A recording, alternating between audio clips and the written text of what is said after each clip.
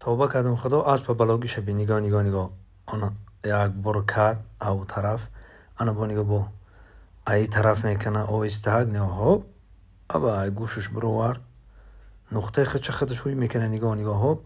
هوب هوپا اینا برو عزیز من شما در کفترهای کهی را نشون میدیم که وقتی آدمو میگردن این کفتر کهی اینا یا بسم الله هی خداوند بزرگ این معجزه ها شبیه این معجزه ها شبیه کفترها رو بی وقتی آدمو میگردن کفترها ای آدمو دور نمیگریزن هم که جای آدم پیش آدم میره اگر شما بخواین میدن راست میدم میرم هی انم کفترها رو سیم کنم هازی بیست هازی بیست هازی بیست یا بسم الله الرحمن الرحیم یا بسم الله وقتی مالوانی ما باید بیارم یا بسم الله الرحمن الرحیم وقتی مالوانی رو باید بیارم این کفترها رو بی اینجا مسجد قبلگی میگن اونجا به من ماشین پیش میگذارم های ماشین پیش میگذارم انشالله کفترها در نزدیک شدیم کفترها این کفترها در بسیار نعیم سیدعلی ذوق داره نعیم سیدعلی اینا کفتر میگیم ما کفتر داریم دیدی کفترها نگاه نگاه نگاه نگاه نگاه نگاه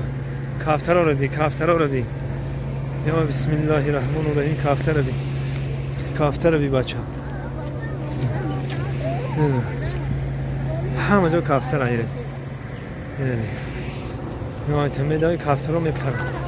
کفتر کفتر رو در درین مسجد هنیو در خوجند خمون هم هست مقصد یکه اینجا شنگی خوجند خمون شید من در خوجند خمون دیدم ایوران سربهم باشه با کجایی که رفتم همه که ما بنوار میگیرم بعد شما دشکش میکنم نو بی سوی بیما عجایی بایده هم مجود علافه میره حق دوارتن بس چند حالی ده من شما دنیشون میتونم ما هم اقل دارم که چخه برام ای پلزنی با مرا لنگر میکنی تولد میکنی انا که جای علف دار رفتن در کار چه گفتی توزیک رفتیم جای علف دار تا علف نمیخوره تو دوستان در کارای